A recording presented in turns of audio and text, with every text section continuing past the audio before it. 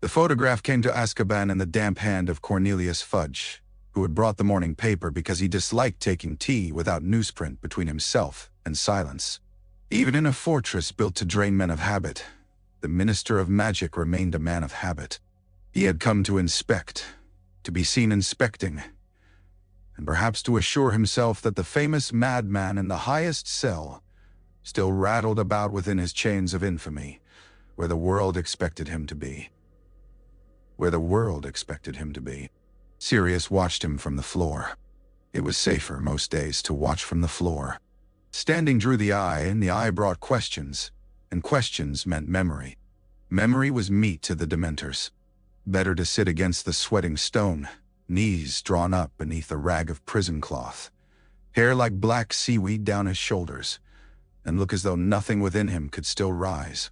Let the guards in their ministerial boots think he was another emptied shell. Let them tell one another in pleased voices that Azkaban had done its work. Fudge shifted from foot to foot outside the bars, shivering though it was not cold. No one was ever cold in Azkaban. Cold implied clean sensation. This was something fouler, a soaking absence that moved through the bones and found every bright thing ever lived for and turned it faint. Fudge spoke in the hearty, overloud way of a man talking in a graveyard because he feared the dead might answer. "Appalling place," he muttered, more to his own nerves than to Sirius. Appalling, and yet necessary, entirely necessary. Sirius let his eyes rest on the newspaper. Fudge noticed, smiled with the false benevolence of the secure, and shook the pages once before folding them under his arm again. "Nothing in there to interest you, I should think." There might have been nothing.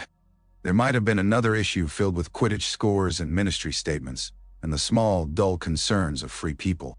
Had that happened, Sirius might have remained where he was a week longer, perhaps a month, perhaps until the sea wore the prison down stone by stone and buried him in it. Innocence had never saved him. Innocence had been a fact, and facts meant little in a cell where grief was the one thing that did not rot. What kept him from collapsing entirely was not innocence but guilt. Lily dead, James dead, Peter alive 12 years ago, because Sirius had trusted the wrong man and sent the right ones to the slaughter. Guilt made a shape in him the Dementors could not wholly consume, because they fed on joy and hope and future, and there had been so little of any of those left. But then Fudge, with the useless fussiness of a man rearranging his own fear, tucked the paper too loosely. A page slipped free. The photograph on it flashed in the dimness. A family against the pyramids. Bright robes. Red hair. Sunlight so vivid Sirius could almost feel its warmth as pain. Arthur Weasley grinning under an ancient sky. Molly broad and smiling. Children crowding one another in a knot of elbows and freckles and restless limbs. And on the shoulder of the youngest red-haired boy sat a fat gray rat with a mangy patch along its back, and one forepaw missing a toe. Sirius was on his feet before he knew he had moved. Fudge stumbled backwards. Black! The paper dropped. The bars between them rang as Sirius gripped them. The cell spun. The corridor swam. And beyond the minister's blanching face, the world narrowed to the newspaper on the stones. The missing toe. The little wet eyes. The sloping rat's skull he had watched move through years of homework and laughter and stolen sweets when they were boys, because Peter had liked to vanish into corners even before he learned how. Not dead. Never dead. Alive. Alive all this time in a child's pocket, while James rotted in a churchyard and Lily in another, and Sirius in a cell for a crime that had gone on breathing. Fudge had gone white. "Stand back!" he snapped, though his voice trembled. "Stand back at once, Black." Sirius obeyed, not because of the order, but because his legs had suddenly forgotten themselves. He stepped back one pace, then another, and started to laugh. It was not a merry sound. It scraped up his throat raw and startled even him, because he had not heard it in years. Fudge looked as though he might drop dead on the spot. The Dementors out in the corridor shifted like black water disturbed by a stone. Mad. Fudge whispered. Yes, Sirius thought. Better that. Let them all keep thinking that. He let the laughter die into silence and watched the minister snatch up the paper with shaking fingers. Fudge backed away fast, muttering for the guards. The cell door remained locked. The corridor swallowed him. The newspaper went with him, but the image had already burned itself onto the inside of Sirius' skull. It glowed there with an awful, life-giving clarity. Peter Pettigrew had cut off his own finger and left the rest of himself scuttling about the wizarding world as a pet. Peter was with a Weasley boy. The Weasley children all went to Hogwarts. Harry went to Hogwarts. The idea struck with such force that Sirius had to brace himself against the wall. Not because Peter would hurt Harry with teeth or claws. Peter had never possessed that kind of courage. But Peter was alive and near him. Peter who had knelt before Voldemort. Peter who knew what had happened at Godric's Hollow because he had made it happen. Peter who would sell a child for one more day of breathing. A rat might live quietly in the pocket of a good-natured boy for years. A rat might carry rumors. A rat might hear secrets. A rat might run to whatever darkness began to stir when the name of Harry Potter was spoken with fear. The Dementors drifted closer, sensing the surge in him. They always came when feeling sharpened. Their blind faces tilted. The rot of their breath crept through the bars. Once, that nearness had sent Sirius sprawling into the memory of James on the ground, and Lily's scream upstairs, and Hagrid's great hands taking Harry from the wreck while Sirius stood empty and wild in the lane. But now another thing existed in him, hot and hard and directional. Not hope. Hope had a softness to it he no longer trusted. This was purpose, and it cut a narrow tunnel through the dark. He sat down before the Dementors reached the bars and let his mind slip. It had taken him years to understand the shape of the prison, not in stone but in hunger. Men thought the walls held them. Men were wrong. The walls mattered less than the creatures. The creatures fed best on human minds because human minds were crowded with color. A dog's thoughts were simpler. Scent, dye, movement, hunger, loyalty, pain, dye. The emotions remained, but they ran on cleaner tracks, harder for the Dementors to seize and linger over. The first time Sirius had escaped into the Black Dog, it had been accidental, an old reflex breaking surface under torment. Later, he had learned to choose it. Padfoot could survive what Sirius barely could. Padfoot could remember a smell and follow it across a country. Padfoot did not sit in a cell and count ghosts. He waited until the storm rolled in off the northern sea. Azkaban knew storms the way old kings know enemies, by name and tread and habit. Wind battered the stone. Salt spray lashed the slits of the windows. The guards withdrew deeper into the prison. The Dementors thinned along the outer walkways where the gale tore at their shrouds. Somewhere far below, the sea began its blunt, tireless assault on the cliff. Sirius changed. Bones narrowed. Skin prickled into fur. The ragged prison cloth slipped from him and fell empty to the floor. The dog that stood in his place was little more than hide over ribs, matted black and gray, eyes silver in the dark. He could smell the rust on the bars, the old blood from some forgotten knuckle, the rank cold of the things drifting in the corridor beyond. He could smell the storm. He could smell the world outside. The bars had never been made for a starving animagus. He slid between them with skin-scraping iron and dropped soundlessly into the corridor. One Dementor turned. For an instant, Sirius felt the old plunge in his gut as memory reared.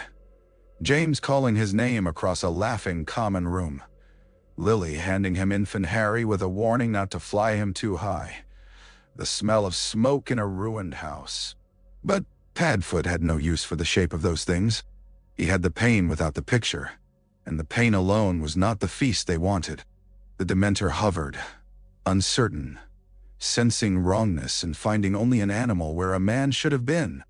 Then the storm struck the prison with a force that made the stones shudder, and Sirius ran. He did not remember every turn. He remembered slick steps. He remembered the taste of brine and rust. He remembered the outer wall, the screaming wind, the black shape of the sea below. Somewhere behind him alarms might have gone up or might not. Azkaban had a way of making even urgency move slowly. He leapt from the last ledge as a dog and hit the water like dropped iron. The cold should have killed him. Perhaps it nearly did. He had no strength to spare, and no wand to conjure warmth. No broom, no boat, no plan beyond a way. Waves rolled over him, shoved him against rock, dragged him under. The prison rose above as a darker black against the storm, then vanished in curtains of rain. He swam because dogs swim, and because James had once laughed with him in a river, and because Harry was alive somewhere far south with the son of a man who had bred his children to kindness. He swam because Peter was breathing. He swam because he had failed once and had run out of room in himself for failure. By dawn he had found wreckage, or the wreckage had found him. A snapped length of timber from some fishing vessel, barnacled and slick. He hooked his forelegs across it and let the current haul him. Day became glare, and then cloud, and then the bruised violet of evening. Once he woke choking and realized he had slept floating. Once he saw gulls. Once he thought he heard James's motorcycle and nearly slid back into the water after the sound. He crawled ashore at last on a strip of rock beneath a cliff crusted with salt grass, too spent to change back at once. He lay there while the tide spat foam around his paws, and the wind worried his fur, and the sky, huge and pitiless, turned from iron to pearl. When he could move, he dragged himself into a gorse thicket and slept the sleep of the dead. He woke hungry enough to shake. For the first time in 12 years there was no wall 4 feet away, no barred slit, no sucking dark pressed up against his skull. There was only England, bleak and wind-cut and full of the living. Somewhere trains were running. Somewhere wizard children were buying cauldrons. Somewhere Harry was laughing or miserable or lonely or all three, because 13 was a hard age for any boy and harder still for one marked by war. Sirius lifted his head. The smell of sheep drifted over the hill and road tar and rain. Freedom felt less like triumph than obligation. It settled on his shoulders with the weight of a cloak he had once shrugged on carelessly. He rose on trembling legs. The first thing he did, after escaping the prison that had buried him alive, was not go in search of Peter. The first thing he did was start walking toward Harry. London smelled different after Azkaban. Not better, not clean, but crowded with so much ordinary life that Sirius nearly staggered under the assault of it. Petrol fumes, wet brick, yeast from bakeries, muggle drains, owl droppings on alley cobbles behind wizarding pubs. Even rubbish had a richness to it. He moved through the city by night as a dog, and by hidden back rooms as a man when he had to, stealing what he could in ways that left no human victim poorer than a loaf, a heel of cheese, a worn blanket abandoned in a yard. He was too recognizable to risk much. The posters would already be going up. The whole country would be hearing his name with the old hiss of horror in it. It did not matter. Names were only useful when someone believed them. He reached Grimmauld Place on the 3rd night after making land. The square lay quiet and respectable beneath a wash of yellow lamps, identical houses in a row with their polished brass and dark windows, and self-satisfied London silence. Number 11 stood shoulder to shoulder with number 13. Between them for a long moment, there was nothing. Then, Sirius, with a grim little twist in his chest, stepped toward the crack where his childhood had been hidden from the world, and the old enchantments yielded to blood. Number 12 slid into view like a rotten tooth forcing itself up through a gum. The door was black, the knocker silver, the steps slick. He put a hand against the wood and felt the house know him. Not welcome him. Grimmauld Place had never truly welcomed anyone who was not dead in pure blood and prepared to call cruelty tradition, but know him. Its wards shifted. Bolts withdrew somewhere in the depths. A stale breath of dust and old magic seeped through the jam. Inside, the darkness was thick and familial. He had taken 3 steps into the hall when Walburga's portrait flew open, and his mother's painted face erupted from the frame, shrieking. Time had done nothing to mellow either the sharpness of her cheekbones or the violence of her opinions. Her voice hit him like broken glass. "Filth! Degenerate! You come crawling back in rags." Sirius snatched the curtains shut with both hands and tied the cords so hard they bit into his skin. The scream dropped to a muffled fury. The silence that followed rang. A soft crack sounded behind him. Creature stood at the foot of the stairs, bow-legged and old as the house, skin like gray paper drawn over bones, enormous bat ears quivering. His eyes moved over Sirius with an expression so close to disappointment that Sirius almost laughed. "Master has returned," the elf croaked. "Master has returned to bring disgrace and dirt and blood to his poor mother's house." "I have brought all three before," Sirius said hoarsely. "You survived it." Creature's lip curled. Mistress did not survive. No. Sirius leaned one shoulder against the banister because the journey still lived in his body as ache. She managed that all by herself. The elf's gaze sharpened. Hatred had always made Creature attentive. "The Ministry says Master is a murderer. The Ministry says whatever it's told often enough." Sirius pushed off the banister. "Listen carefully. You will obey me. You will not tell anyone I am here. You will not leave this house except when I order it. You will bring food. Not embalmed treacle tart from 1922. Not rat poison. Not whatever my ancestors considered refreshment. Food." "No." Creature opened his mouth, likely to mention ancestors and delicacies involving eels. Sirius cut him off. "And you will fetch me newspapers. Everyone you can lay those clawed hands on." The elf's eyes narrowed to slits. Obedience warred with loathing and lost, as it always had to. He bowed so low his nose almost scraped the floorboards. "As Master commands." He vanished with a crack.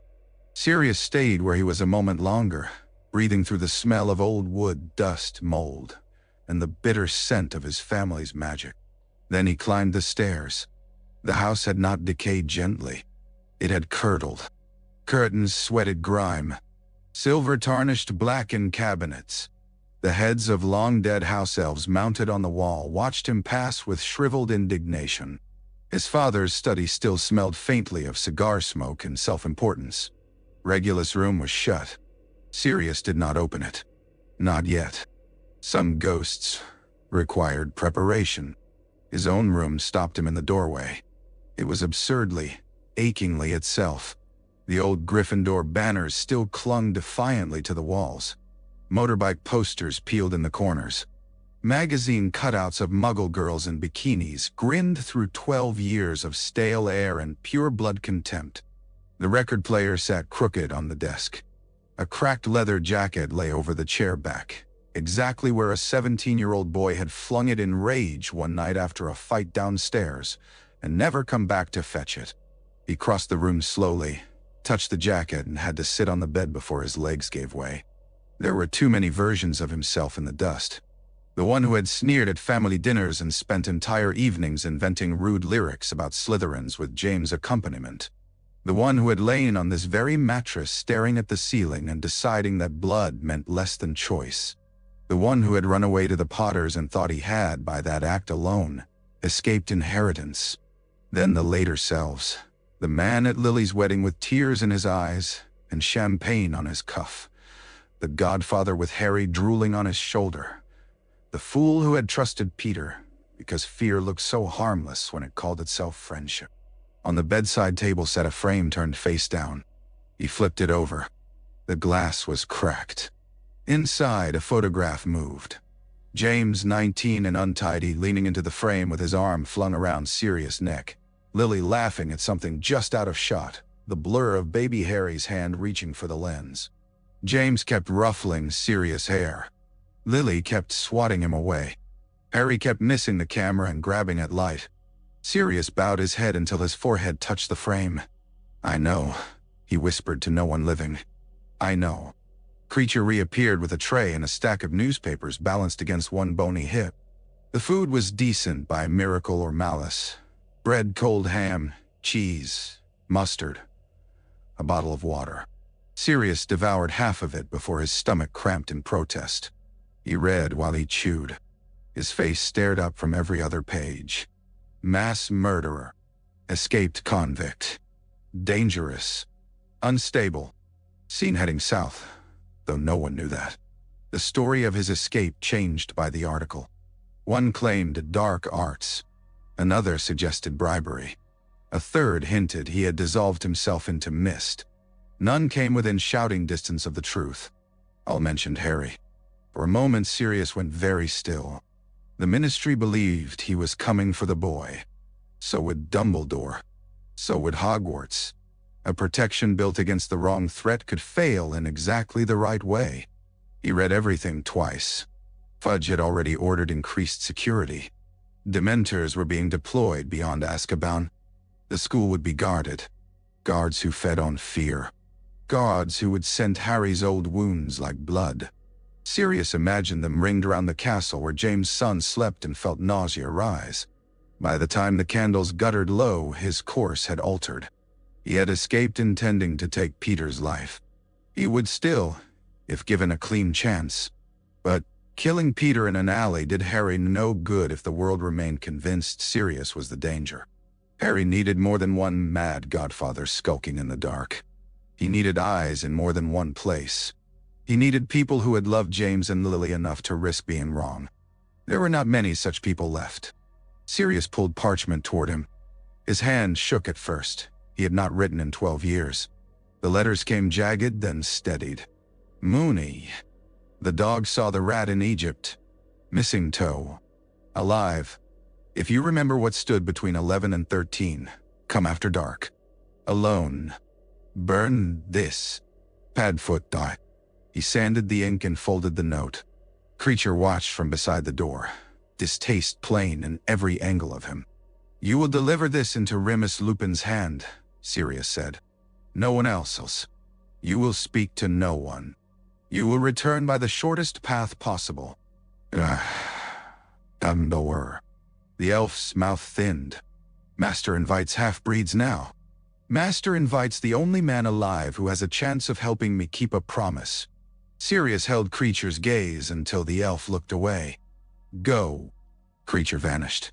Sirius sat alone in the room until dawn glazed the curtains. He did not sleep. He found an old map of Wizarding London in a drawer, another of Hogwarts grounds copied years ago in a schoolboy hand that made his chest tighten, and a tin box hidden beneath floorboards that held black family gold enough to grease doors if necessary. He bathed, shaved the worst of the prison beard with trembling fingers, changed into clothes looted from old wardrobes and his own adolescence. None fit him well. Azkaban had pared him down to wire and scar. Toward evening he went back to the hall and stood in the dark while the house muttered around him. When the knock came, quiet as a warning, he already knew who it would be, and how much it might cost them both. Remus did not embrace him. Sirius had not expected that he would. What Remus did was close the door behind himself without turning his back on the room, lift his wand a fraction higher and say, in a voice so controlled it was almost gentle, "If this is a trick, I'll kill you before you can finish explaining it." Sirius let a crooked sort of smile touch his mouth. Fair. Rain tapped at the window panes. Down the hall, behind heavy curtains, Walburga's portrait began to mutter. Creature vanished into some lower cupboard in theatrical disgust. Remus looked older. Not merely because 12 years had passed and hardship etched its account into every life, but because the years had not passed kindly over him. Poverty had taken the finish off him. There were new scars crossing the backs of his hands, one white line disappearing beneath the collar of his shirt, another cut tucked like a parenthesis beside his mouth. His hair, always prematurely threaded with gray, had gone lighter at the temples. Yet the eyes were the same. Intelligent, tired, watchful, and now made savage by something Sirius knew too well. Hope that feared itself. He fumbled in the pocket of his coat and brought out the folded newspaper clipping Sirius had sent with the note. It was soft at the creases from being opened and opened again. Say it, Remus said. Peter's alive. And you know that because of a photograph. I know that because I spent years with him and can identify him by the shape of his miserable spine. Sirius' voice sharpened despite himself. The toe's gone. He cut it off in the street and left the rest of himself to play dead. He's with the Weasley boy. At Hogwarts half the year. With Harry. Nah. Bunchy. Nah. Something moved across Remus's face and was gone. He took another step into the hall, mud drying on his boots, wand never wavering. I need more than that. So did I. Then I remembered Peter always was predictable in one thing. He clings to the safest back in the room. He ran to the Dark Lord because he thought the Dark Lord would win. When that failed, he ran into a family too decent to look closely and chose the child least likely to harm a rat. He would stay near power, near protection, near anyone kind enough not to ask why he trembles. Remus's jaw worked. You're asking me to believe that for 12 years he's hidden in plain sight and no one noticed. I'm asking you to believe Peter became exactly what he always wanted to be, small enough to survive. Silence gathered between them. The house seemed to listen. Remus lowered the wand an inch. Why write to me? There it was. The wound beneath the wound. Sirius laughed once, without humor. Because there wasn't anyone else I trusted enough to risk. And yet you didn't trust me before. The truth of it came down like a dropped blade. Sirius did not look away. No, he said. I didn't. Remus shut his eyes. The hand holding the wand trembled, only slightly. Nor I you. Peter again, even absent, making a shape in the room. Peter with his wet eyes and watchful silences. His talent for standing exactly where suspicion would never land until he wanted it to. Sirius remembered the last weeks before the Potters died. Whispers, tension, half-finished conversations, each of them holding back from the other, because someone had begun, gently and cleverly, to bend their faith out of true. Voldemort had turned entire families against themselves with terror. Peter had done a smaller, meaner version of the same thing among friends. I thought it was you, Sirius said quietly. For a while, he saw to that. Remus opened his eyes. They were bright now, and not with anger. He saw to it from my side as well. That might have been the end of them, had either man been softer. Neither was. Remus tucked the clipping back into his pocket and crossed the hall at last, close enough now that Sirius could smell rain and old parchment, and the bitter trace of wolfsbane ingredients still embedded in his cuffs from some recent experiment or employment. He touched the front of Sirius' coat, not gently, and the gesture was less affection than proof. You look dead, Remus said. I was busy. Something very like a smile flickered and failed. They went to the dining room because the kitchen felt too much like family, and the drawing room too much like funeral. Sirius lit candles by hand, matched a wick, while Remus watched the trembling of his fingers. When at last they sat opposite each other at the long black table, tarnished silver glaring in the candlelight like old teeth, Sirius told him everything. Not the public version. Not the fragments shouted in newspapers. The real shape. James' idea to use Peter as secret keeper because Voldemort would never suspect the timid one. Sirius' agreement because he loved James enough to mistake daring for wisdom. The night in the ruined street when he found Peter and understood too late what had been done. The explosion. The finger. The laughter the Muggles must have heard as madness when in truth it had been the last sound left in a man who had realized he had destroyed everything he meant to protect. The capture. The prison. No trial. At that, Remus swore under his breath. There was no trial. Sirius gave him a flat look. Did you imagine there had been? I imagined. Remus stopped. I don't know what I imagined. We all heard the same story. Dumbledore believed it. The Ministry believed it. You were gone. Peter was dead. James and Lily. He broke off. Neither of them ever spoke the names without feeling the room tilt.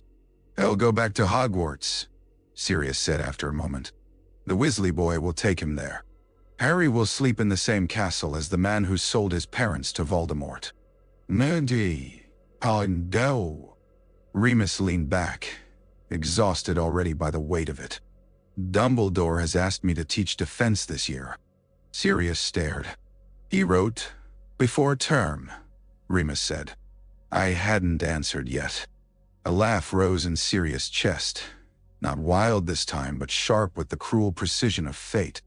Of course the old man would choose this year, this moment, this exact collision of ghosts and danger, to ask Remus back into the school where it had all begun. The world never had been subtle when it could instead be operatic. You'll accept. Remus blinked.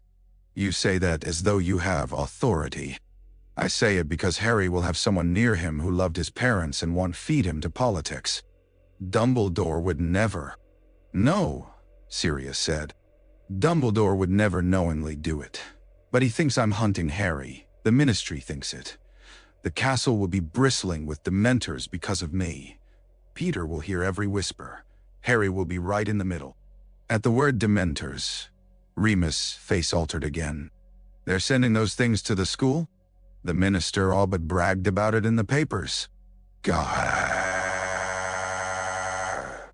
Exactly. Remus rose and began to pace. He had never changed that habit, motion when thought ran too hot. Candlelight struck the hollows in his face, the old hurt pride, the unspent tenderness. Sirius watched him and thought, with a grief almost fresh, of how young they had all once been. The war had taken years from everyone, but from Remus, it had taken the illusion that gentleness exempted you from ugliness. At last, Remus stopped by the window. If I go to Dumbledore with this, he hands me to the Ministry before supper. He may listen. He listened 12 years ago. Remus turned. That was cruel. Sirius opened his hands. Cruelty is what's left when you've scrubbed the romance off memory. Remus held his gaze for a long moment, then nodded once. Then we don't go to him yet. The words landed with more force than a vow. Sirius had expected argument. He had not expected this weary, dangerous trust. We catch Peter first, Remus went on. Alive. We prove it in a way that cannot be ignored. Then we drag the truth where it must be seen. No. Sirius looked down at the tabletop, at candle wax running into old scratches made by centuries of black tempers, and something in his chest that had been clenched since the prison eased by a fraction. Not forgiveness, not peace, merely the knowledge that another human being now stood on the same side of the fact. Thank you, he said, and because 12 years had burned vanity out of him, the words did not shame him. Remus's mouth twisted. Don't thank me yet. I haven't decided what to do about wanting to punch you for suspecting me. Duh. I'll cue for it once Peter's caught. That, unexpectedly, won a real smile. Small, exhausted but real. They sat again and talked until the candles had burned low enough to gutter in pools of tallow. They mapped what little they knew. Harry still at Privet Drive for part of the summer. The Wesleys in Egypt, soon home. Peter likely already aware that Sirius had escaped, if the papers had reached any wizarding house, which they would have. Remus would accept the post, go into Hogwarts openly, keep his eyes on Harry and on the rat if he could get near enough. Sirius would do what he did best, move unseen, listen, and hunt. And if Harry sees you, Remus asked at last. Sirius' answer came too fast. He won't. Remus said nothing, and the silence itself was a kindness. They both knew the lie in it. Sirius had thought of Harry every waking minute since Azkaban gave him that blasted newspaper. Thought of the boy one, fists opening and closing in baby sleep, at 15 months, laughing whenever Sirius made the toy broom buck under the table. At 15 months again, because that was as far as memory let him go before smoke replaced everything. The temptation to put a hand on the child's shoulder and say, I'm here now, was a kind of fever. But fever killed. Harry needed a guardian more than he needed a revelation. When Remus finally rose to leave, dawn was whitening the edges of the curtains. He tucked his wand away, hesitated, then stepped forward and gripped Sirius' forearm. The touch carried with it the whole impossible wreck of what they had been. Schoolboys under the invisibility cloak, boys turned men before they understood the cost, survivors standing in the ruins of an unfinished war. Stay alive, Remus said. Sirius tightened his hand over Remus's wrist. You too. After the front door closed, he stood alone in the hall again and listened to the house breathe. The old loneliness was still there. Azkaban had carved it too deep to vanish in a night. But it no longer filled every room. By evening he had another note written and ready. Arabella, if you still keep watch in Little Winging, open your door to a large black dog after midnight, and scream only if you must. An old friend of Lily's. Creature accepted this second errand with the expression of a martyr told to polish filth. Sirius watched him disappear and thought, not for the first time since escaping, that the First War had never really ended at all. It had only gone to ground like a rat in a boy's pocket, waiting for the right shadow to move. Little Winging offended him on principle. Sirius had known Privet drive by address for years, though never by sight. Dumbledore's letters, the occasional necessary whisper among the remnants of the old world. Arabella's watch kept from a polite distance. All of it had made the place into an abstract obscenity in his mind. A cul-de-sac where sacrifice had been translated into suburbia and a hero's child hidden beneath net curtains and clipped hedges. Seeing it with his own eyes made the offense tangible. The houses stood in obedient rows, each one wearing respectability like a pressed shirt. Cars slept in driveways. Geraniums nodded in carefully bordered beds. The very paving stones seemed to have submitted to regulation. Magic thrummed over number 4 like a buried wire. He felt it before he crossed the street. Old, deep, blood-built magic, not of the house itself, but of the life once offered to keep another. It lay close as skin around the property and along the lane, subtle enough that muggles passed through its reach with no more than a blink, potent enough that Sirius's own scarred nerves tightened in recognition. Dumbledore had not been idle. Harry was protected here in one sense. In another, Sirius looked at the square windows and the drawn curtains and thought of cages. Arabella let him in through the back gate just after midnight. She had grown plumper since the war and more lined about the eyes, but there was nothing vague or doddering about her once the front she wore for Muggle neighbors dropped away. She stood in her kitchen in a flowered dressing gown with a wand in one hand and an iron poker in the other, gray hair coming loose from pins, and stared at the enormous dog on her linoleum until he changed. The poker nearly took his ear off. Mrs. Figg, Sirius said, ducking. Please, Dot. She froze with the iron raised. Her eyes, magnified by spectacles she had not removed for bed, widened until he could see the old, intelligent squint beneath them. Good Lord, she whispered. You. I'd prefer not to shout names through the kitchen. What I'd prefer, she said in a tone that suggested preference had very little to do with the matter, is not to have escaped murderers materializing beside my bins. Reasonable. I'm neither escaped in the way they mean nor murderer in the way they mean, but reasonable. No. Da-dow. Arabella lowered the poker by degrees. 3 cats had assembled in the doorway behind her, tails like exclamation marks. The kitchen smelled of tea leaves, cabbage, and cat food. It smelled, Sirius thought unexpectedly, of persistence. She put the poker down and gestured toward a chair. Sit before you fall over and make a nuisance of yourself on my floor. He sat. She did not offer tea until she had looked at him for a full half-minute in silence.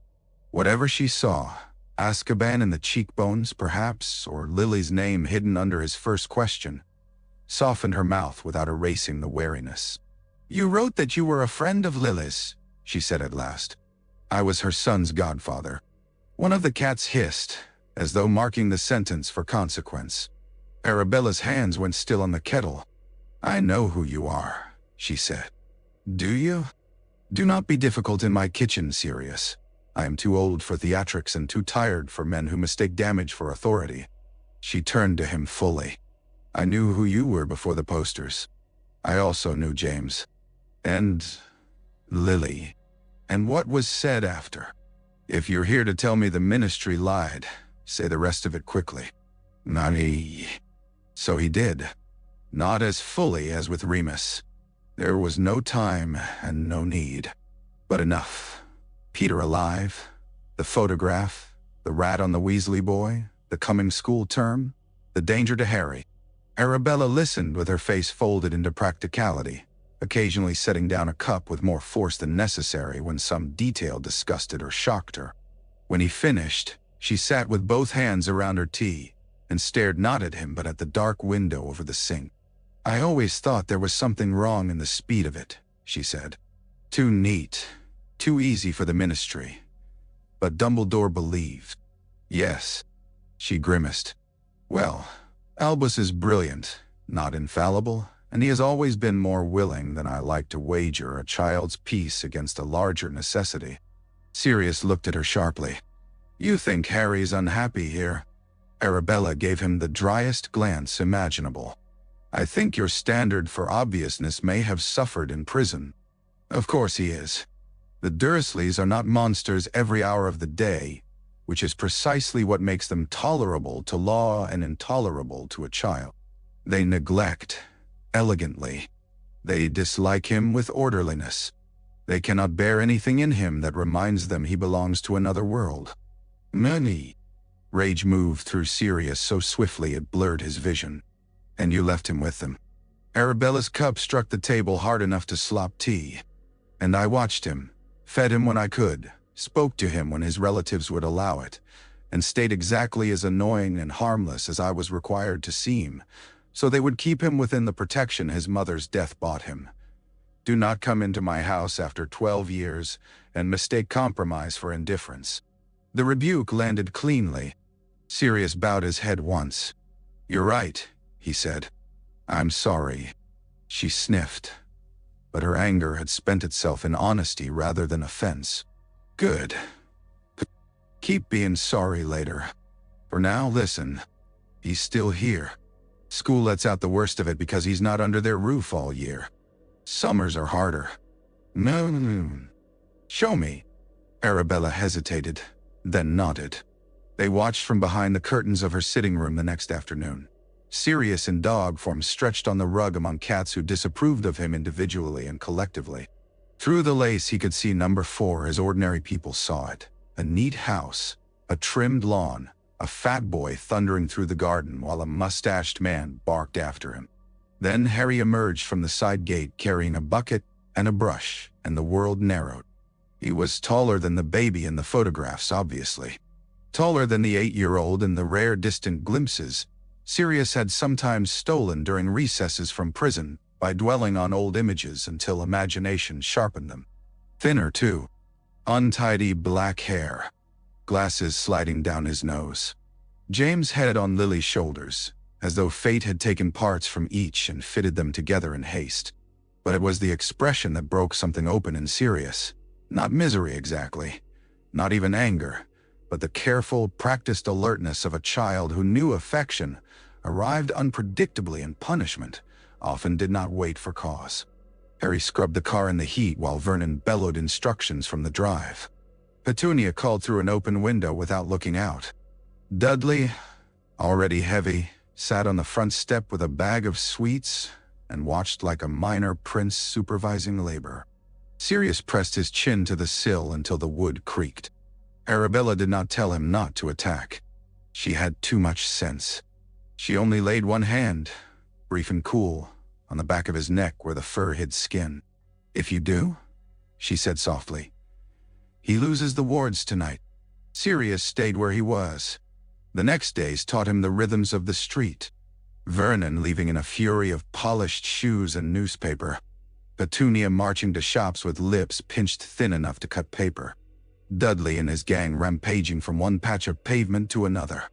Harry sent to weed flower beds, wash windows, carry shopping, keep out of the way. The boy moved like someone who had learned early that invisibility was often safer than protest. Sometimes he read in his room by the window. Sometimes he gazed out with a look so distant Sirius knew he was thinking of Hogwarts, of friends, of any place on earth where he was called by his own name, and not the role assigned him in that house. On the evening Aunt Marge came, the air itself felt swollen. Arabella muttered about it over toast. "That woman treats cruelty as a party trick." Sirius took up position in the shadows by the hedge as the sun went down. He saw the guest arrive broad and flushed and loud, saw Vernon beam at her as though brutality shared over roast meat was a family sacrament. The windows glowed. Voices carried in ugly bursts when the wind changed. A dog barked somewhere. Then came a crash, a shout, the unmistakable shrill edge of Petunia losing control, and the front door flew open. Harry came down the path like a storm given shape, trunk banging behind him, owl cage in one hand, face white under a blaze of fury. Sirius had never loved anyone more for wearing. He yanked the gate hard enough to rattle it and set off down the pavement without looking back. For one mad second, Sirius nearly transformed right there in the hedge and called to him. "Harry, it's me." "Sirius, I'm late, but I'm here." Instead, he followed in silence. The night was hot. Street lamps made pale pools in the dark. Harry hauled his trunk to the curb at Magnolia Crescent and stopped, breathing hard, trying to look older than 13, and failing only because heartbreak belonged too easily on a child's face. He rubbed at one eye with the heel of his hand, furious at himself for the weakness, then looked up. He saw the dog. Sirius had been careless, too close. The moon caught his outline, black against the bushes. Harry froze. For a moment, their gazes locked. Green eyes wide behind round lenses, silver gray steady in the dark. Recognition did not come. How could it? But some primitive unease passed over Harry's face, the kind that listened to stories told at bedside about omens and death. He half raised his wand. Before either could move, there was a bang like a small explosion. A triple-decker bus, violently purple and fantastically misplaced, materialized at the curb so close it sent Harry's trunk skidding. The night bus. Sirius flattened himself into shadow as the conductor tumbled out chattering. Harry blinked, stunned out of fear and into confusion. The dog on the pavement ceased to matter beside the impossible bus and the arm waving him aboard. Sirius watched him climb on. Just before the door shut, Harry glanced back once into the dark. Sirius had already gone. Arabella heard the whole story before sunrise from a frightened Muggle neighbor who heard it from another who had seen lights. By breakfast, the papers had it in embellished fragments. Harry safe at the leaky cauldron by the minister's own order. No charges. Accidental magic overlooked. Sirius read the article in Arabella's kitchen while she fed the cats, and felt an odd, bitter gratitude toward Cornelius for once in his life. Harry was out of Privet Drive. The danger had not lessened. It had only moved. "He'll be in Diagon Alley until term," Arabella said, reading over his shoulder. "Public enough to be difficult. Guarded enough to be worse." "Good," Sirius said. "Peter will show himself if he thinks there's enough crowd to hide in." Arabella looked at him over her spectacles. "And what do you plan to do when he does? Tear through flourish and blots and trust for the best?" "No." Sirius folded the paper with care.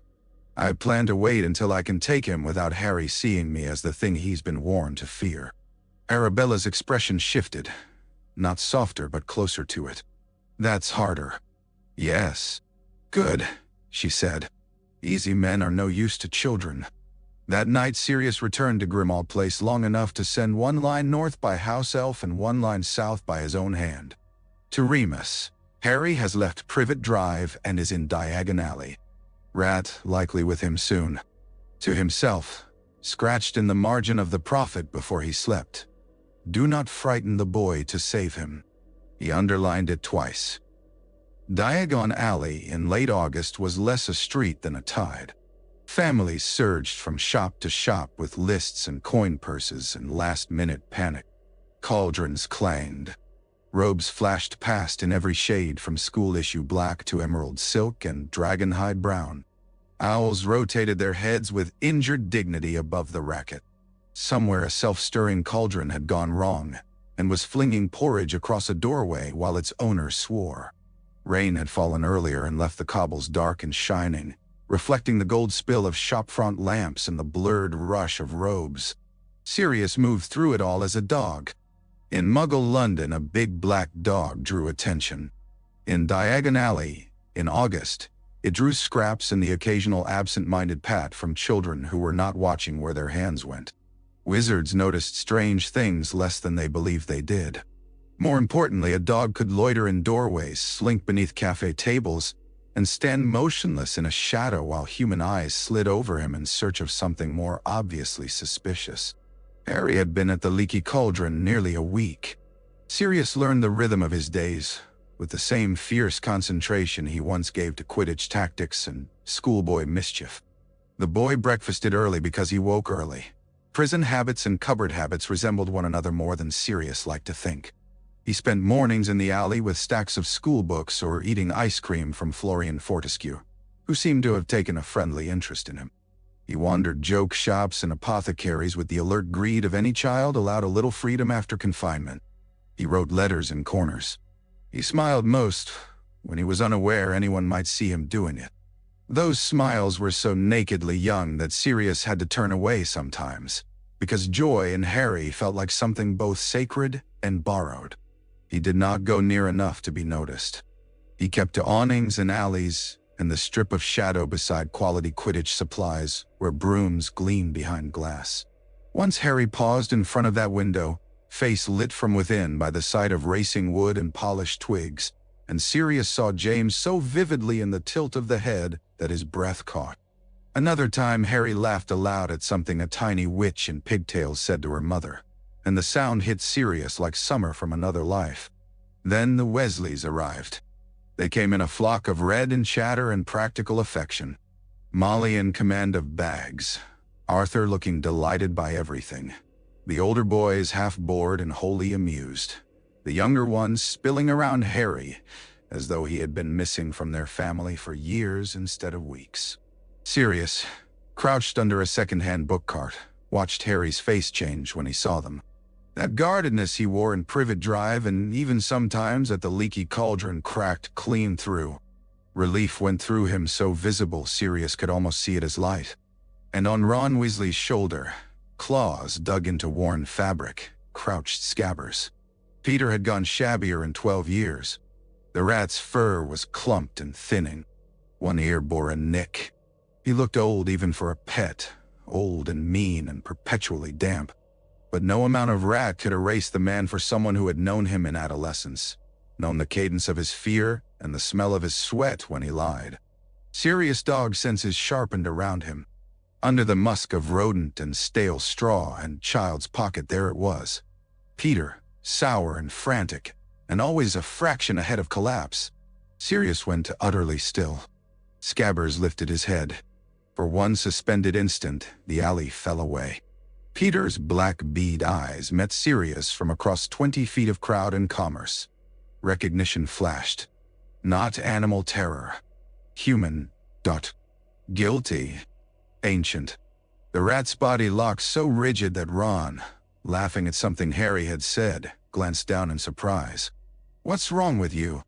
Ron muttered, scratching between the ears. Peter sagged bonelessly as though struck. He buried his nose beneath Ron's collar. Sirius almost moved. Later, he would be proud of stopping. In the moment, it felt less like discipline than flaying. Every part of him, man and dog alike, strained toward the kill. 12 years of stone and salt and voices and dreams narrowed to the distance between his teeth and the pulse in a rat's throat. He saw exactly how he could do it. Leap from shadow, knock the boy sideways but not hard. Seize the rat, run. Fast enough there might be no spell cast in time. Fast enough Peter would die before he could shift or beg. Then Harry stepped closer to Ron, smiling over some joke, and Sirius saw in one blinding instant not Peter's death but Harry's face, if the thing in the newspapers came crashing alive before him. The murderer lunging from the dark, attacking his best friend, proving every adult warning right.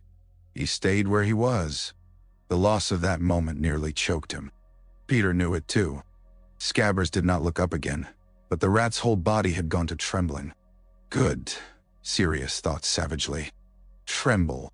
Spend 1 hour of your life knowing what it is to wait for doom in plain sight. The Weasleys moved on toward Flourish and Blots, Harry with them. Sirius trailed at a distance, every sense narrowed. He heard fragments as they drifted back through the crowd. Egypt was brilliant. Percy wouldn't stop writing to Mum. Your defense teacher resigned, did you hear? New broom polish, Harry, look. Inside flourish and blots, the heat was infernal. Children climbed ladders, parents argued over required texts, and a display near the entrance tried with maniacal cheer to fling copies of the Monster Book of Monsters at passing ankles. Sirius waited outside where the alley narrowed and rain dripped from a gargoyle's chin. Through the window he could see Harry among the Weasleys, see Hermione Granger arrive all hair and bright energy, see the three of them fall instantly into the private orbit of school friendship. Then another gaze found him. Across the street, in the front window of the magical menagerie, a huge ginger cat had planted both forepaws on the glass and was staring as though Sirius owed it money. It was a frankly disreputable beast, bandy-legged, squashed-faced, fur like a fire, badly banked. But the eyes were clear gold, and much too shrewd. The cat did not see a dog. Sirius knew that at once. It saw the wrongness wrapped in dog skin. More than that, it flicked one glance toward the bookshop, then back at him, then toward Ron's pocket with unmistakable disgust. Well, Sirius muttered under his breath, "You're clever." The cat's ears twitched. A second later, Hermione emerged from the bookshop and was promptly hauled, protesting and laughing, into the menagerie by the owner to admire exactly that cat. Sirius stayed in the rain and watched through the streaked window as the ginger brute all but threw itself at her. Hermione, after brief astonishment, surrendered with delight. When she came out carrying it, the cat twisted over her arm to look straight at Sirius again. Message received. The alliance began with liver scraps behind quality Quidditch supplies. Hermione had gone on with Harry and Ron toward the apothecary, Crookshanks wedged under one arm while Ron complained about that maniac. 10 minutes later, the cat returned alone from somewhere no one had noticed it slipping, landed silently in the alley, and sat. Sirius, still in dog form, lowered his head in acknowledgement. Crookshanks approached with the confidence of a creature who had never once in his life doubted his own judgment, sniffed Sirius' nose, then turned and stared toward Ron's retreating back until Sirius followed the line of sight. "Exactly," Sirius murmured. Crookshanks accepted the liver, purred like distant machinery, and from then on behaved as though they had known each other for years. That afternoon, Sirius learned two important things. The first was that Peter was already planning some deeper concealment. Scabbers refused food, bit Ron, and spent every moment either under robes or half-dead with fright. The second was that the Ministry's response to Sirius' escape had extended beyond hysteria into spectacle. Arthur, speaking in a low voice he clearly imagined children could not hear, warned Molly outside Flourish and Blots that Dementors would be stationed at Hogwarts this year. Sirius heard the word and turned cold beneath his fur. Harry heard it too. Sirius saw the boy's shoulders alter, just slightly. Not fear exactly. Harry had the look of someone who stored fear away where it could not interfere with listening. At twilight, when the alley had thinned and shopkeepers began drawing shutters, Sirius returned to the mouth of Nocturne Alley where Remus was waiting under a cloaked illusion charm so slight, most people's eyes slid off him. He looked every bit the impoverished scholar, hands in pockets, face cut by shadow. "You saw him?" Remus asked without preamble. "I smelled him." Remus shut his eyes briefly. And I didn't kill him. That bad. That close." Sirius looked past him toward the bright curve of Diagon Alley where Harry's laughter floated thin on evening air. "He saw me. He knows I'm here. Me. And may flush him. It may send him deeper into the boy's pocket." Remus absorbed that. "Dumbledore confirmed the Dementors," he said after a moment. "He claims they'll stay outside the grounds." Sirius barked a humorless laugh. "As though creatures like that understand the difference between outside and opportunity. They understand orders. They understand hunger." Rain began again, fine and cold. Remus glanced down at the set of his shoulders and said, more softly, "You look as though you haven't slept in a week." "I had other hobbies in prison." For the first time, Remus's mouth twitched. Mine were scarcely livelier. They stood together under the dripping eaves while darkness gathered. two remnants of a year no one else had survived intact. Across the street, Harry, Ron, and Hermione emerged from a joke shop carrying parcels. Ron had scabbers tucked deep inside his robes now. Crookshanks, in Hermione's arms, fixed his golden stare on that bulge with homicidal concentration. Sirius watched the cat watching the rat, and felt a strange, fierce gratitude for whatever peculiar intelligence had just entered the board. "There'll be too much movement to act before the train," Remus said. Sirius nodded. "Then we prepare for after. Come north when you can. I'm already halfway there in my head." Remus followed his gaze to Harry. "He looks like James," he said quietly. "No," Sirius answered after a long pause. "He looks like Harry. That's the trouble." Nah. When the boys turned back toward the leaky cauldron, Harry glanced once over his shoulder into the crowd as though he felt something there. Sirius had already melted into the deeper shadows, but the look stayed with him all night, searching, wary, a child too used to danger not to know when unseen things shifted around him. At Grimmauld Place, long after midnight, Sirius sat in his old room while Creature glowered from the doorway and wrote a list. Harry, Peter Dementors, trained, castle, rat, cat, Below that, after a hesitation, he added another line. Love first, revenge later. He hated the sentimentality of it. Then he thought of Harry's face when the Weasleys had reached him and left the words where they were. On the 1st of September, King's Cross became a theater of contained miracles. Sirius watched from the Muggle's side in dog form beneath a bench layered with old chewing gum and ticket stubs, while families hurried through the station with trunks and owls, and children too excited to walk properly. The barrier to platform 9 3/4 stood blank to every passing Muggle eye, an ordinary divider in an ordinary station. Yet Sirius could read the tension in wizarding bodies when they approached it. The quick glance around, the subtle gathering of skirts and cases, the shared family motion of pretending utterly that one was not about to vanish through solid iron. Harry arrived with the Weasleys. He was half hidden in the crush of them, glasses flashing, hair as unmanageable as ever. Molly fussed over collars. Ginny hung back with that desperate little sister yearning Sirius recognized from 100 station platforms and school goodbyes. Fred and George, taller than last week's memory, took possession of the luggage and one another's jokes. Percy carried authority like a school prefect already auditioning for government. Ron clutched at the bulge in his robes where Peter hid. Hermione arrived moments later, breathless, with Crookshanks in a basket that he regarded as a personal insult. The sight of Harry among them did something dangerous to Sirius' composure. James had never looked so loved going to school. James had been loved, certainly, but in a clean, easy way that expected the world to agree. Harry wore affection like a surprise he did not wholly trust. Every time Molly adjusted his scarf or Arthur put a hand on his shoulder, the boy softened by reflex and stiffened a heartbeat later, as though waiting for the kindness to be withdrawn with interest.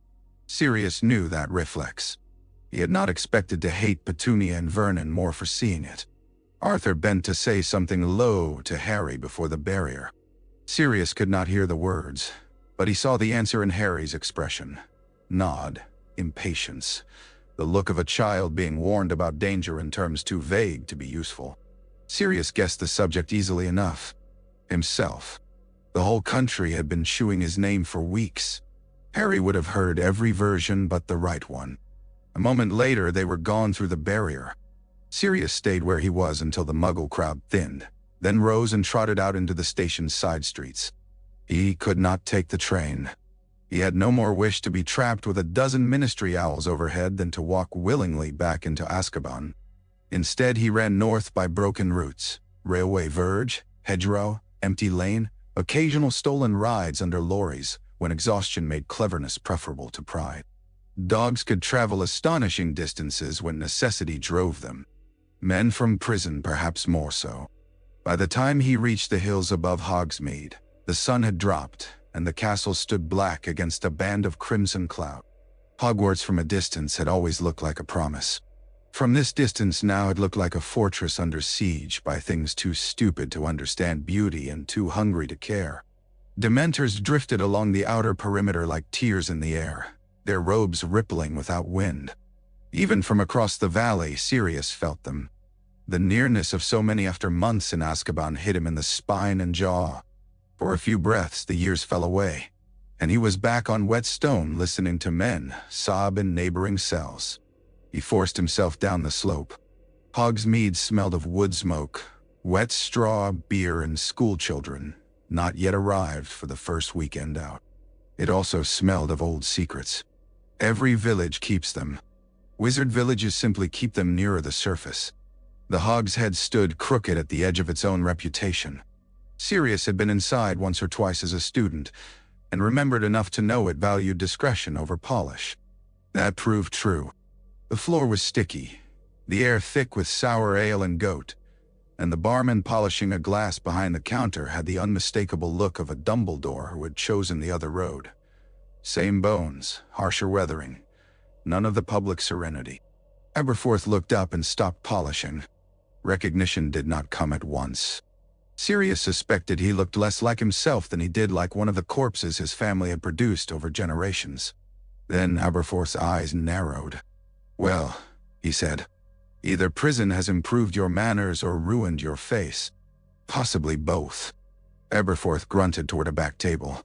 "Sit before the regulars decide to claim the bounty." There were no regulars that evening save a witch asleep in a corner and a wizard pretending not to listen. Sirius shifted into human shape in the privacy of the rear parlor and sank onto a bench that smelled of damp wool. Aberforth brought him bread, cheese, and a tankard without asking for payment. "You're either kinder than your brother says," Sirius observed, tearing into the bread, "or curious." "I'm practical," Aberforth replied.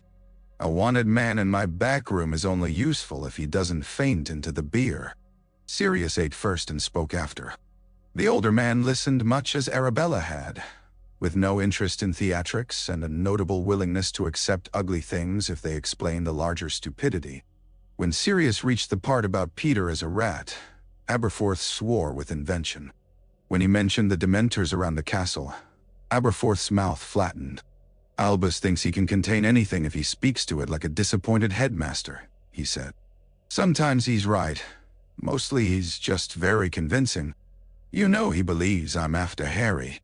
I know my brother believes what the evidence says until better evidence walks in and smacks him." Aberforth drank. "You've got better evidence?" "Not yet." "Then I suppose you want help making sure the boy lives long enough for you to collect it." The bluntness of that settled something in Sirius. "Yes." Aberforth leaned back. "Fine. I can give you a room no one asks about, messages in and out if I trust the names, and whiskey if you're tedious enough to require it. I won't lie to Albus if he corners me, but he rarely does. We've long had the sort of brotherhood improved by distance." "Why help?" The question earned Sirius a stare of almost comic contempt. "Because I was there the first time the world thought one child's life could be treated like a symbol and not a life, and I have no interest in watching that happen twice."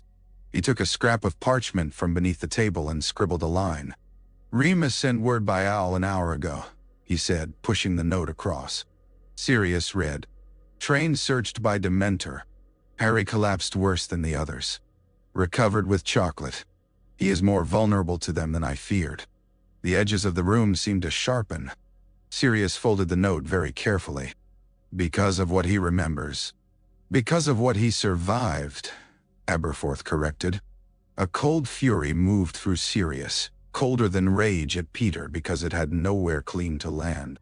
The Ministry had ringed the school with creatures that dragged worst memories to the surface, and then wondered why the orphan who had watched his parents die responded badly.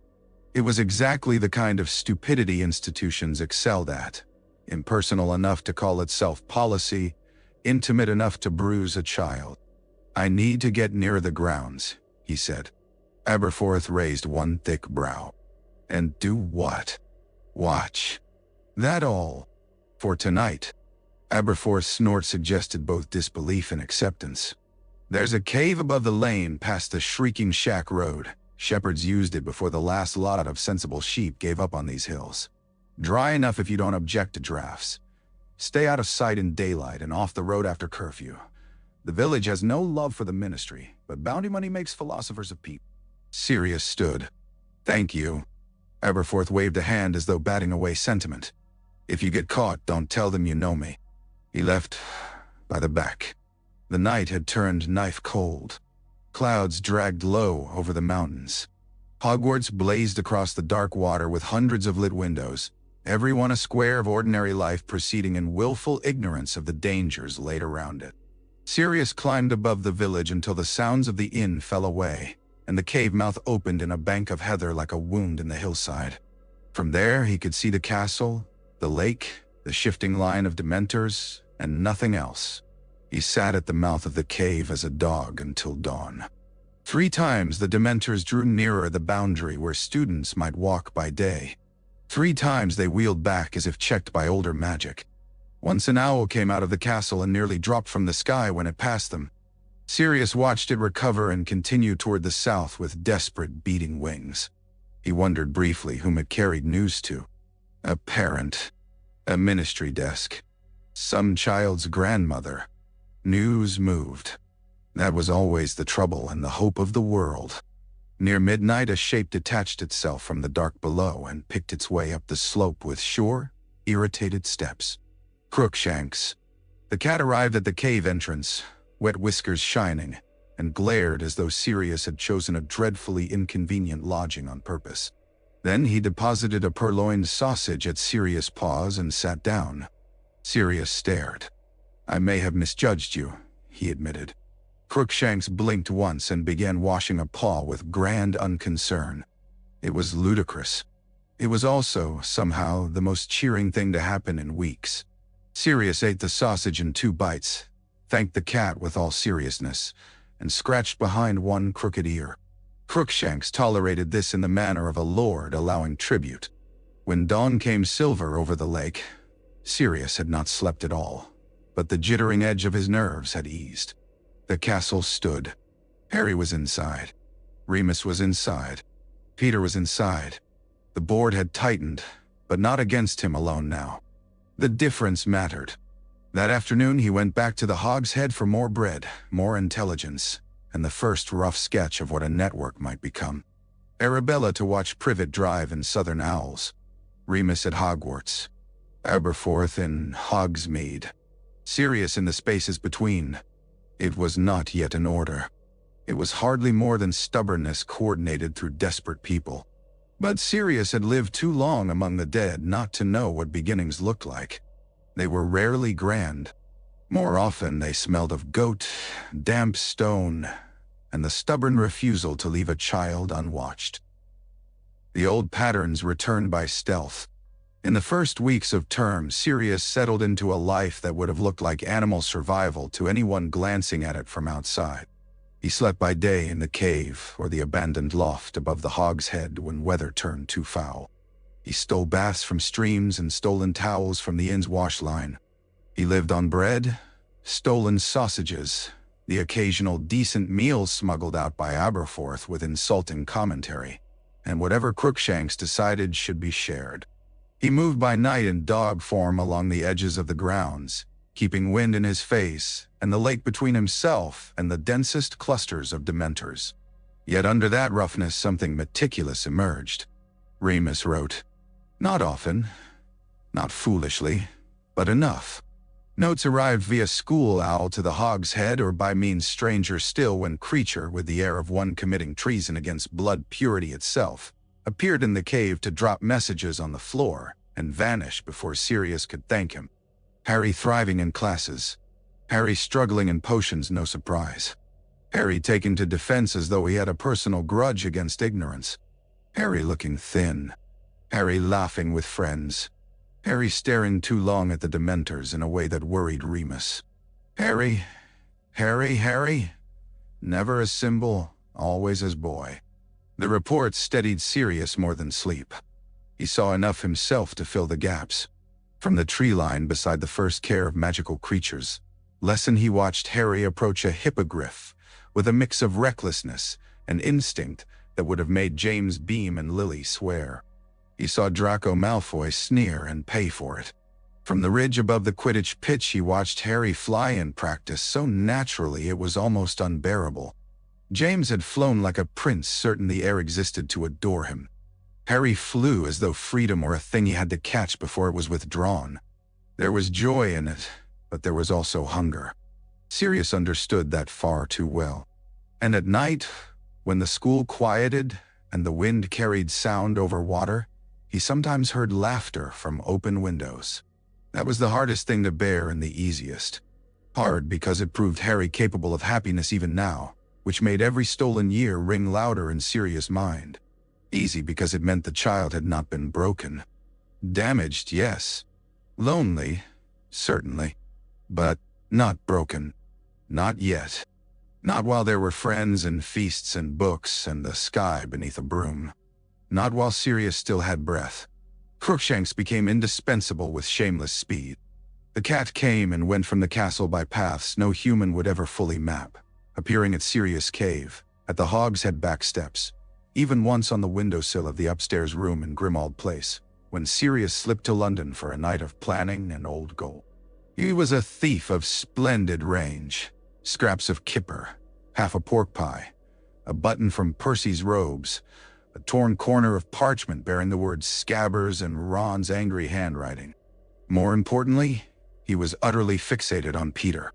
When Sirius scratched a rough map of Gryffindor Tower on the cave floor with a twig, Crookshanks sat squarely on the place corresponding to the boys' dormitory and lashed his tail. "I know," Sirius said, "but unless you've learned to open doors and testify before the Wisengamot, will require patience." Crookshanks yawned in his face. The humping willow came by accident. Or perhaps by cat. With Crookshanks, accident and intention often wore the same expression.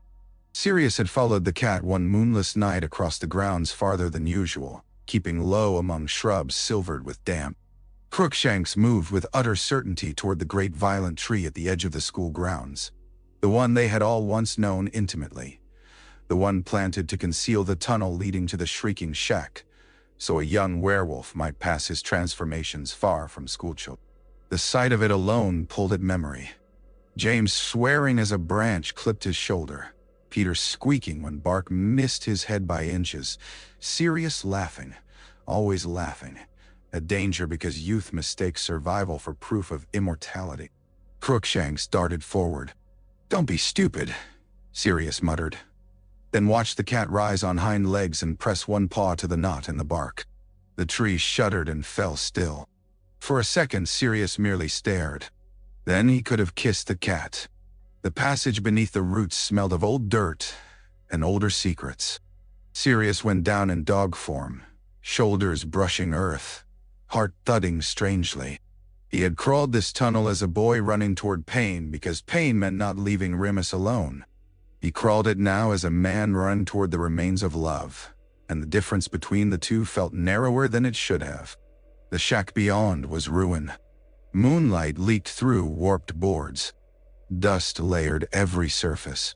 The old mattress where Remus had once torn himself to shreds in transformed misery was long gone.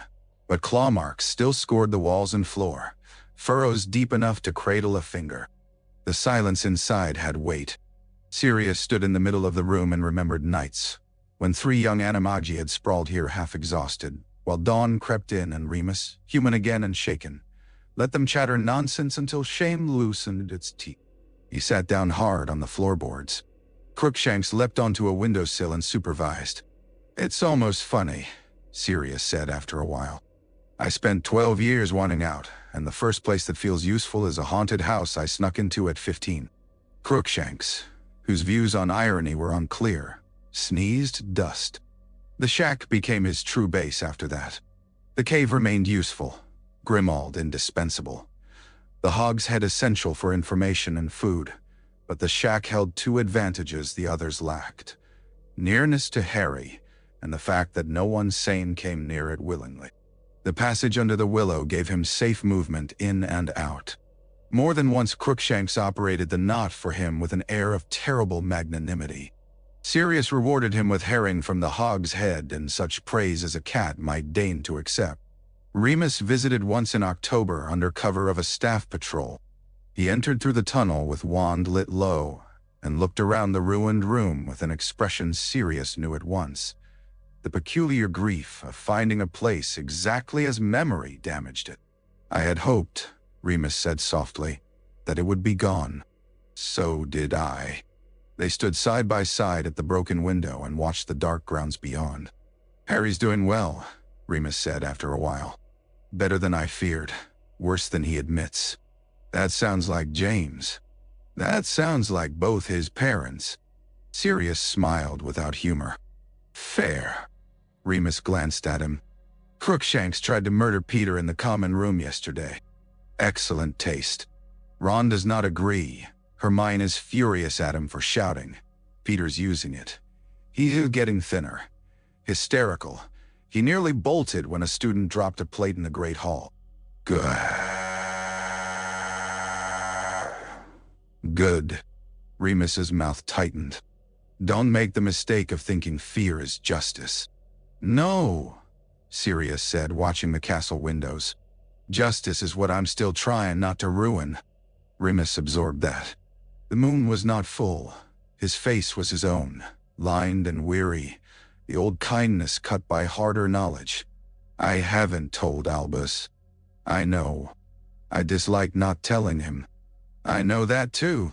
But every time I think to do it, I see Harry with a Dementor on the train. Or I see Peter shaking in that boy's bed, and I remember how neatly the world arranged itself around a false story once already." He exhaled.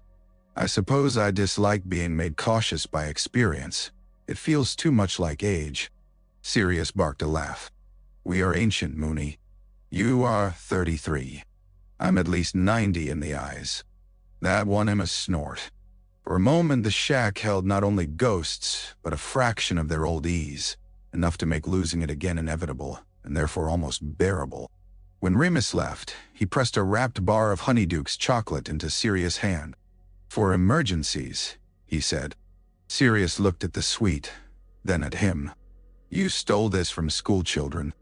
"I confiscated it from Fred and George." "Ah, public service." After he was gone, Sirius sat with the chocolate untouched beside him and listened to the sounds of the castle turning toward night. Somewhere faintly a bell rang. A door slammed. Far off, from a tower window left open too long, came Harry's laugh again. Brief, surprised, followed by Ron's and Hermione's in quick succession. Sirius closed his eyes. If someone had offered him the chance at that moment to drag Peter into the open at the cost of Harry's laughter vanishing forever, he would have refused. The knowledge startled him in its completeness. He had thought vengeance the core of him. He discovered, in the ruined house where as a boy he had once guarded his friend through the worst nights of each month, that love remained more stubborn. The realization did not make him gentler. It made him precise. That precision carried him back to Grimmauld Place, one rain-struck evening with a purpose he could at last name. One ally at Hogwarts, one in Surrey, one in Hogsmeade, one fugitive in a haunted shack. It was not enough. Peter was only the nearest threat. Dark loyalty survived in Britain the way damp survived in old walls. Silent, recurring, difficult to ever fully scour out. Harry was a child ringed by too many hungers. If Sirius meant to keep him alive, he needed more than stealth. He needed structure. He needed an order, though the word tasted of loss. In the black dining room where generations of his family had polished silver while reciting the nobility of their own blood, Sirius laid out maps, notes, ministry clippings, and a list of names that might still answer if called for Harry, and not for glory. At the top he wrote two without hesitation. Moody, Diagon, Kingsley Shacklebolt. Alastor Moody arrived first and tried to hex Sirius through the parlor curtains before the front door had fully closed. It was, in Sirius' view, both rude and encouraging. The curse hissed green past his shoulder and shattered a porcelain vase. Creatures screamed from the passage like a delighted ghoul. "Moody," Planted in the center of the hall with scarred face and magical eye revolving madly in its socket, did not so much as blink. "Lo," he said. "If you were an impostor, you'd be dead." "If I were an impostor," Sirius retorted, "you'd have ruined my mother's vase for no return." That's the best part. The years had not softened Moody either. They had compressed him into something denser. Every scar seemed a line in a map of old battles. One leg was stiffer than Sirius remembered. One ear less complete. The magical eye whirred as it took in the curtains over Walburga's portrait, the sconces, the dust, the knife Sirius still held from reflex. "You really are black," Moody said at last. Only he'd choose a knife while standing in a hallway full of dark artifacts. "Good evening to you as well," Moody grunted. "If your letter was a trap, boy, it was a peculiar one. I brought counter curses for half of Eastern Europe." Kingsley came 5 minutes later and made Moody's entrance look almost theatrical. He slipped into the house with the clean, quiet gravity of a man who knew exactly how much presents to use and never wasted a dram more. He was younger than the others, though not young, tall in dark robes cut with Auror practicality, voice deep and measured. Where Moody resembled a battle survived through sheer appetite, Kingsley resembled one anticipated and studied. His eyes went first not to Sirius but to the room as a whole, mapping exits, windows, threats. Sirius approved on sight. Arabella came wrapped in muggle wool, and a glare that promised to skin anyone who used the word deer at her. Aberforth arrived last, muttering about stairs and families. Remus slipped in half an hour after curfew under layers of concealment and fatigue, carrying with him the chill of castle corridors and the iron knowledge that one wrong move would cost him both his post and Harry's safety. They gathered in the dining room because Sirius wanted the symbolism and despised himself slightly for it. Candles burned low along the table. Silver candelabra blackened by years of neglect cast tall, unsteady shadows over the ancient black crests carved into the wainscoting. The family portraits had been curtained over, while Walburga's muffled shrieks occasionally seeped through cloth like a curse from underwater. On the table lay the Daily Prophet clipping from Egypt, maps of Hogwarts grounds and Hogsmeade, rough schedules of Harry's movements, notes on ministry patrols. Kingsley had brought without leaving any record that he had done so. No one sat immediately. Moody stood with both hands braced on the back of a chair and fixed Sirius with the magical eye until it was like being pinned to the wall by an actual blade. "Tell it from the beginning," he said, "and leave out the tragic bits unless they alter tactics." Sirius almost liked him again. He told it. Not in the softened version one gives to frightened friends. Not in the complete and private version he had given Remus. What Moody wanted was mechanics, and Kingsley wanted corroboration, and Arabella wanted the moral sum, and Aberforth wanted all the places where Albus' admirable judgment had turned into a danger through timing. So Sirius gave them the switch and secret keepers. Peter's betrayal. The street. The finger. Azkaban.u. Fudge's newspaper. The rat. Harry. The train. The Dementors. The choice not to go to Dumbledore before proof. Moody interrupted most often. What did Pettigrew know of the Potter's routines? Enough.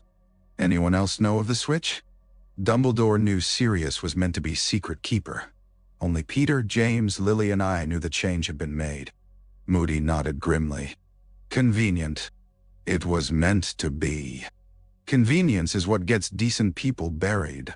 Kingsley interrupted least, but when he did, the room listened. If Pettigrew is alive, he said once Sirius had finished, the Ministry will resist the truth harder than it resisted looking for it. Black's conviction was too useful. Reversing it would shame too many offices at once. Offices can be shamed, Arabella said crisply. Children cannot be resurrected. Kingsley inclined his head. Exactly. Aberforth drank from the bottle he had brought rather than any Black family decanter and said, My brother will want the truth the instant he hears it. He'll also believe he has a duty to turn Sirius over first and sort the rest afterwards, Sirius replied. Remus looked down at the table. Moody snorted. Albus likes order, Moody said. Useful man in a war, dangerous in a bureaucracy. He trusts the machinery too far when he thinks he can outthink the men turning the cogs. Kingsley's mouth twitched. A rare occasion on which I agree with Moody before midnight. You'll agree with me more if you live longer. Or hear less. For a flicker of a second, the room remembered older meetings, older tempers, the first order around kitchen tables and maps and grief. Then the memory turned sour because too many of those chairs had ended empty forever. Sirius saw it pass over each face in a different way. Remus's jaw hardening at names unspoken. Arabella blinking once too slowly. Moody's good hand flattening against the wood. Aberforth staring at the far wall as though it might produce his dead sister if he glared hard enough. Sirius broke the silence. I'm not asking any of you to rebuild what was lost. That's fortunate, Arabella said. I have no interest in dying for nostalgia. I'm asking for something smaller, Sirius went on, and more specific. Harry, that's the center, not politics. Not prophecy if any fools muttering such nonsense in corners. Not my name. Harry lives. Harry stays unclaimed. Harry reaches the point where he can stand in his own life without all of us lying or failing around him. Everything else is secondary. Moody's magical eye spun to Harry's name on the map. You're talking about a watch. A ward? Arabella corrected. A conspiracy of babysitters, Aberforth muttered. Kingsley looked at Sirius. You want an order built around a single child. Sirius met his gaze. A single child is how the last war ended, and may well be how the next one begins. I'm not sentimental enough to ignore arithmetic. No, she. That unexpectedly made Kingsley smile. Remus spoke then, voice low but steady. He isn't only important because of what happened to him. That's precisely the trap. He's important because he is 13 and brave to his own detriment, and already too accustomed to carrying what adults drop. If we don't protect the boy apart from the legend will devour him. No one answered immediately because there was nothing to improve in that. Moody straightened. Roles? It was not a question. It was acceptance disguised as logistics. So, they assigned them. Remus would remain the eyes inside Hogwarts and keep Harry close where he could without arousing suspicion. He would also observe Peter's habits through Ron and Hermione as best he could, and report any opportunity for live capture. Arabella would maintain her post in Little Winging, monitor ministry whispers among quieter circles in the south, and manage dead drops no one would think an elderly cat-breeding squib significant enough to use. Aberforth would keep the Hogsmeade Channel open, pass messages between village and castle outskirts, and provide sanctuary, food, and local knowledge without questions he did not wish answered. Kingsley would listen inside the ministry for shifts in policy, movements of Dementors, and any renewed stirrings among old Death Eater families that might intersect with Harry or Sirius. He would not, for now, tell his superiors what he knew. Moody would survey old war loyalty still extant, quietly test rumors of hidden allegiance, and prepare for the possibility that Peter's reappearance would panic more than the ministry once it became known whom he had served. Sirius would stay in the field. Watch Harry. Track Peter. Move between the points. Act if he had to. And if Albus asks directly? Kingsley said. The question lay across the table like another drawn wand. Then we do not lie about immediate danger, Remus said after a strained pause. But until we have Pettigrew, we keep this narrow. The longer it stays contained, the better our chance of proving it before bureaucracy buries it. Arabella gave a grudging nod. Temporary concealment to prevent permanent catastrophe. I can live with that. Aberforth's laugh held no mirth.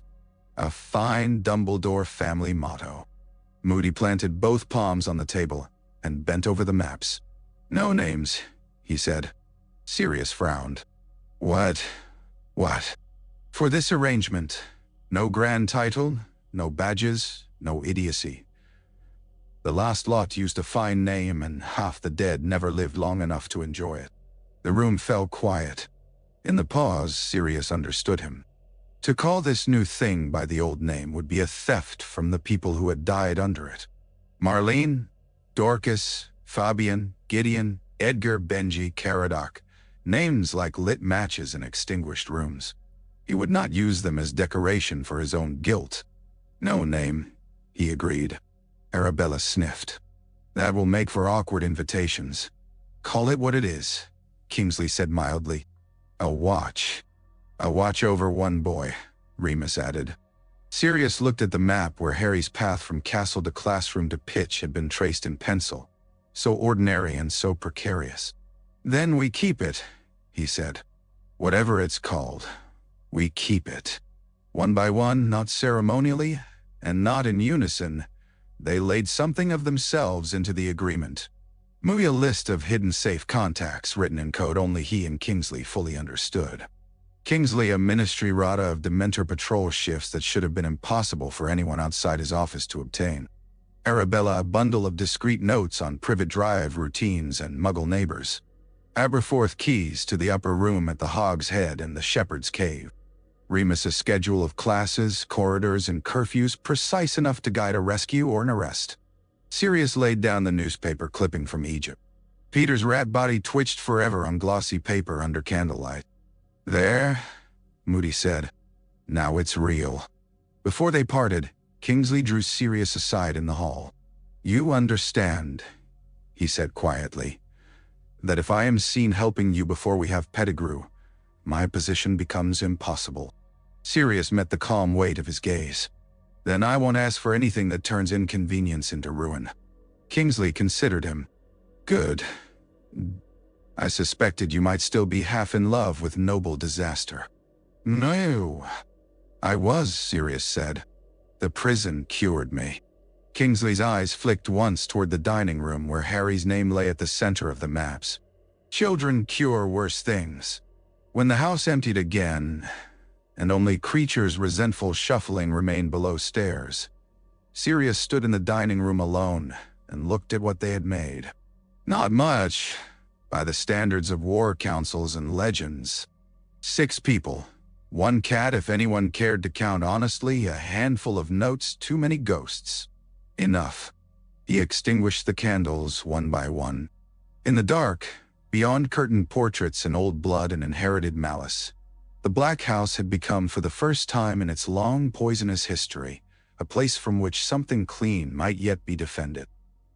The storm came on a Saturday and turned everything Sirius hated about the ministry into weather. He had taken position above the Quidditch pitch before the first whistle because Harry was playing, and because the sky had the swollen, green-black look that made memory prickle. He sat in dog form under the sparse shelter of a pine at the edge of the grounds, while rain began as mist and rapidly committed to violence. Students poured into the stands in cloaks and scarves, bright streaks of house color against the iron sky. The pitch below turned slick. Banners snapped. Somewhere in the castle a window banged. Harry rose into the air on his broom, and for a moment, all other thought emptied out of Sirius.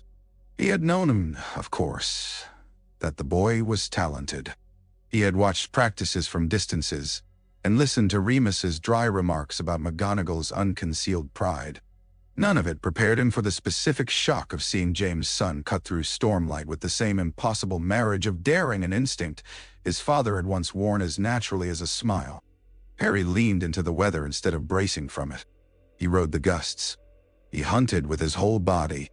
Lightning split the clouds somewhere beyond the towers and turned him to ink and silver above the pitch. Then the temperature dropped. It happened so fast Sirius almost mistook it for a chirk of wind. One heartbeat rained mud, shouting broomsticks. The next, cold with a mouth in it. The old sucking absence that belonged not to climate but to creatures. Every hair along his spine rose. Dementors. Not one straying near the grounds. Not 2. A swarm. They were rising from the far side of the pitch where mist from the lake drifted low. Black robes peeling upward in numbers the ministry would later call accidental. Sirius knew better. Hunger gathers. Give enough of it a boy bright with terror and old grief at the center of a storm, and instructions become thin thread. The stands had not understood yet. Students still shouted, pointing at the players, at the weather. Then one scream cut through all others. A broom wobbled. Another player veered wildly. On the high arc above the pitch, Harry slowed as though struck. Sirius was moving before thought. He tore out from beneath the pine in dog form, mud flying under his paws. Half the world gone to white sound because the cold had cracked open every door Azkaban had ever kicked at in him. James on the floor. Lily's voice. The sea. Dementors sliding past bars. He fought them the way he had always fought them, by choosing forward motion before memory could become paralysis. Above him, Harry sagged on the broom. The boy's small figure bent, then folded entirely as though some invisible hand had cut the strings in him. Sirius made a sound he would later not admit to language. Harry fell. The entire pitch seemed to freeze around the fact of it. Even the rain changed sound. Sirius ran harder, though there was nothing on earth he could do from the ground except be there if the body hit. A great shout rose from the stands. Somewhere to his left, Remus burst from the shelter, cloak forgotten, wand already out. On the far side of the pitch, a tall figure on the teacher's stand, Dumbledore, no mistaking the outline, threw up both arms. A glowing spell shot skyward. Harry's falling body slowed. Not enough to make it gentle. Enough to keep it from becoming fatal. He dropped through rain like broken glass, hit the turf, rolled. Students screamed now in earnest. Brooms darted downward. Teachers surged. The Dementors, confronted at last by a wall of defensive magic and adult fury, billowed back in reluctant disarray. Sirius skidded to a halt behind the shadow of the stands before anyone could see the black dog in the wrong place in wrong panic. Mud covered him to the belly. His heart hammered so hard he thought for a moment he might shift against his will. He forced himself still and looked. Remus was first to Harry. He knelt in the mud, hands on the boy's shoulders, speaking sharply. Dumbledore reached them a breath later, beard plastered to his robes, fury in every movement. Madame Hooch shouted for stretchers. The remaining players landed or crashed by the sides, forgotten. The crowd noise rolled and broke and rolled again. Harry moved. The relief that went through Sirius was so fierce it hurt worse than fear. He backed away into the deeper dark before anyone might notice him and ran blindly for the shack. Inside, he changed too fast and hit the wall with one shoulder. The room spun. For a minute or perhaps 5, he could do nothing but pace over old splintered boards and fight the aftershock shaking through him. He had watched Harry fall from the sky. He had watched death reach for the boy in public and been too far away, too bound by secrecy and caution, and his own inability to cast a Patronus without a wand, to do more than run. Godric's hollow came back to him then, not as image but as helplessness. The same intolerable pace of feet too slow against catastrophe. The same knowledge that love meant nothing if it arrived after impact. He drove his fist into the wall until pain gave him a smaller thing to hold. Crookshanks found him an hour later and hissed because there was blood on the boards. "I know," Sirius snapped, then grimaced at himself and crouched. "I know. Sorry." The cat stalked over the broken plaster, sniffed his scraped knuckles, and butted his head once, hard, into Sirius' wrist. The gesture was so abrupt and ungainly it nearly undid him. A note came by creature after midnight. Harry alive. Concussed. Furious. Broom destroyed in the willow. Albus livid with the Dementors. I am beginning Patronus instruction the moment I can justify it. Sirius read the lines 3 times. Broom destroyed. It was the least important fact in the message and the one that twisted unexpectedly under his ribs. He knew what a broom was to Harry, because he knew what a broom had been to James, and to himself, and to every child who discovered that the sky could be a friend. The nimbus had been a gift, an emblem, a piece of freedom. The ministry's stupidity had not only nearly killed the boy, it had smashed one of the few things that let him forget gravity. Sirius sat down heavily on the floor. By dawn, the storm had blown east. The ground steamed. Students spilled out in clumps to relive the match with the brutal enthusiasm of youth, every retelling already better than the truth. Sirius, hidden in the edges of the willow shadows, saw Harry cross the lawn later with Ron and Hermione. He was pale, tired, and attempting indifference with considerable effort. Ron gestured furiously about the match. Hermione's face held that pinched worry she got when fear and scolding competed. Harry listened, nodded, but every now and then his gaze lifted toward the Quidditch pitch with an expression of loss, so naked Sirius had to look away. That evening the watch gathered in fragments. Remus came through the tunnel after curfew, splashed with mud to the knees. Kingsley's message arrived by owl to the Hog's Head, Ministry claiming temporary loss of control, internal censure unlikely. Moody sent a note that read only, in enormous letters, told you hunger doesn't follow paperwork. Arabella, from Surrey, added a line of practical outrage on the back of a grocery list. If Cornelius ever stands within reach of my umbrella, history will thank me. Aberforth brought whiskey and said nothing until Sirius had drunk. Then he asked, "Did you choose to run at him or not notice?" Sirius looked up sharply. "At the pitch," Aberforth said. "When the boy fell, I noticed." Good. Aberforth set the bottle down. "Means you're still useful." It was, by his standards, comfort.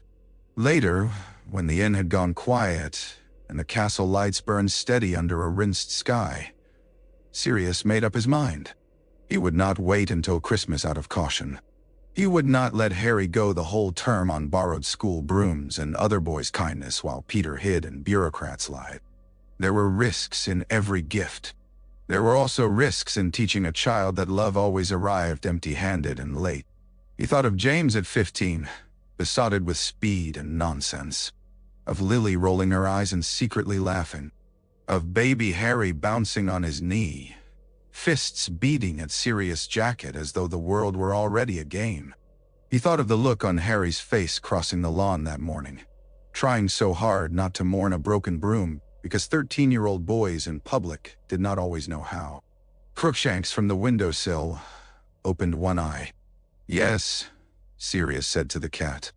"I'm considering something reckless." Crookshanks yawned approval. Before sleeping at last, Sirius wrote a single line for the watch and left it where Creature could take copies south and north. Peter can wait.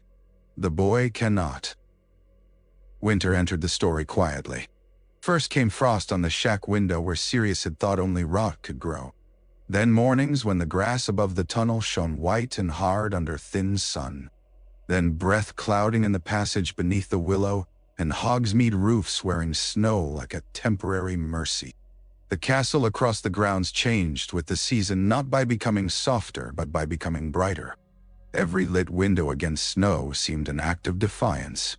The watch tightened as the cold deepened. Kingsley's information grew more useful and more dangerous. Certain old names had begun to travel again in Ministry corridors, not yet openly enough to provoke action, but enough to set Moody prowling through rumors with predatory satisfaction. Arabella reported that Privet Drive remained undisturbed and awful in equal measure. Aberforth complained of schoolchildren and secretly sent up better blankets. Remus, juggling teaching, Moon, secrecy, and Harry's increasingly private lessons against the Dementors, wrote less often but with more weight when he did. He learns quickly. He also blames himself for being affected by them. I have told him that memory is not weakness. He did not believe me the first time. Perhaps he will later. Sirius read that note by candlelight in the shack and let it rest beside him a long while. He understood the shape of Harry's mistake because it had once been his own. Trauma felt like private failure when you were young. It took years to learn that survival left marks because it had to, not because you had wanted them. He wished, not for the first time, that he could sit opposite Harry plainly and say so. Not as legend, not as escaped convict or whisper, just as the man who had known his parents, had loved him from the start, and had himself been flayed down to raw nerve by things outside his choosing. Not yet, he told the ache. Soon if luck ever grew a conscience. Not yet. The Firebolt took planning. Mail-order purchase would be simplest and stupidest. The Ministry might not watch every broom order, but they watched Sirius Vault if they watched anything useful at all. Kingsley, when consulted obliquely, advised against any transaction directly tied to black accounts, with the dry expression of a man who had already thought 5 steps ahead and found 3 of them inconvenient. Moody proposed stealing one from an overconfident rich child. Arabella declared that if they were to become thieves for Christmas, she would resign from the whole lot on moral grounds. Aberforth suggested asking fewer questions of goblins and paying in old gold. Crookshanks, with characteristic brilliance, sat on the order form and refused to move until fed. In the end, the cat proved central. Sirius used money hidden in Grimmauld Place rather than anything traceable to a vault. Old black houses had many sins. Discreet caches were among the less offensive. He ordered through the Owl office by means of Crookshanks, who carried the tied packet and sealed instruction with such offended dignity that no one would have suspected him a conspirator. Hermione, Sirius suspected, assumed the cat was conducting some private campaign of nonsense and stopped trying to account for his absences. Wise girl. The broom arrived at the Hog's Head at dawn 3 days before Christmas, wrapped in canvas and strawed waddy. Sirius unbounded in the upper room with hands that were not steady. The firebolt gleamed like an answer. No school broom or racing model he had ever handled came close to it. The wood was dark and flawless. The tail twigs were crisp and perfectly aligned. Even sitting motionless on a table in poor light, it gave off the impression of speed held in check by manners. James would have wept, and then bragged. Harry, Sirius thought, would first go silent. For a long time he stood looking at it. It was ridiculous how much feeling a broom could carry. Not because it was only a broom, but because for the right child it was never only that. It was the nearest thing to unearned joy many children ever touched. It was trust in your own balance. It was sky without permission. It was, perhaps above all for Harry, something chosen purely for delight and excellence rather than need. He ran a hand once along the polished handle and rapped it again. No note. Or rather, no signed note. After a full minute of wrestling with himself, Sirius tucked a scrap beneath the twine anyway. For the seeker who falls and rises. He nearly tore it out twice before deciding that anonymous care was still care and leaving it where it was. Snow fell that afternoon in fine, dry sheets. Sirius carried the package himself through the tunnel to the point where school owls might most easily take over without notice. Crookshanks supervised from the passage mouth, tail high. Remus, meeting him there under the willow in the blue dark before supper, took one look at the length of wrapped broom and closed his eyes. You are impossible. I'm correct. This is precisely the sort of thing that will make my Nerva suspicious. She lives in a permanent state of suspicion. It's one of her charms. Despite himself, Remus laughed softly. The sound puffed white in the cold. Then he looked at Sirius, at the rough hands on the package, at the sleepless Hollows prison had not yet left, and some gentler understanding came into his face. I'll see that it reaches him, he said. Can you do that without losing your job? Probably not, Remus admitted. Fortunately, I'm experienced in that outcome. Sirius' own laugh cracked in the middle. He shifted the broom toward him. Their fingers touched briefly on the wrapping. Tell me, Sirius said, and stopped. What? What? Tell me if he smiles. Tell me if he guesses. Tell me if he looks a little less lonely holding it. The questions were too naked to survive being spoken. Remus rescued him anyway. I'll tell you everything I can. Good. He watched Remus disappear back under the tree. Night deepened. Snow laid itself over the grounds and all their hidden violence until the world looked almost innocent. Sirius climbed to the ridge above the shack and stood there in dog form, black against white, while the castle windows blazed gold. Somewhere within them, Harry was eating Christmas feast leftovers, or arguing with Ron, or pretending not to hope any package under the tree might be something meant wholly for him. Somewhere, Peter crouched in a boy's bed and listened to winter, too frightened now to vanish, too trapped to run. Somewhere in the village, Aberforth swore at revelry. Somewhere in London, Arabella scolded her cats and Kingsley read reports by lamplight and Moody polished the same old vigilance until it could cut glass. It was not much by the measure of legends. It was enough by the measure that mattered. The wind shifted and carried sound from the castle. Bells, laughter, a burst of singing gone immediately ragged with adolescent enthusiasm. Sirius sat in the snow and let himself imagine the scene he could not yet share. Harry finding the broom. Harry tracing the smooth handle with unbelieving fingers. Harry's face changing from caution to astonishment to the kind of joy that makes the body look younger than grief has allowed. Perhaps Ron shouting. Perhaps Hermione suspicious in exactly the right tone. Perhaps for one bright and undeserved minute, Harry forgetting everything ugly. Sirius lowered his head to his paws. He had escaped Azkaban for vengeance. He knew that. It was a hard, ugly truth, and he did not romanticize it. Peter's death had been the first clean thing he could imagine in the prison. But winter on the ridge above Hogwarts taught him something the cell never had. That vengeance, however deserved, was only ever about the wound. Protection was about the living. Protection built forward. Protection made demands of patience, humility, collaboration, even tenderness. It required a man to choose what mattered before choosing whom to hate. Below him the castle shone. Not his home. Not yet the place Harry knew him.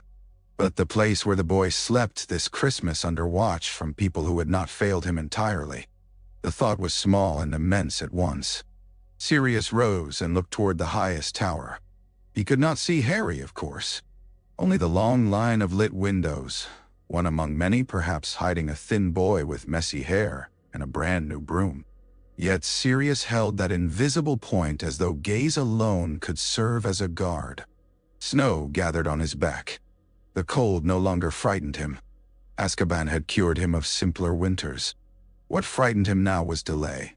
Silence, the old fatal confidence of adults who thought they had more time than children required. He would not make that mistake again. Not for Dumbledore's caution. Not for ministry convenience. Not for his own need to strike first and ask later. The boy came first. He stood his watch until the stars sharpened over the mountains and the last feast song died. Then at last, Sirius turned and padded back toward the shack through unmarked snow, carrying with him not peace exactly, but something fiercer and more useful. Purpose. This time, when the dark came for Harry, it would not find him alone.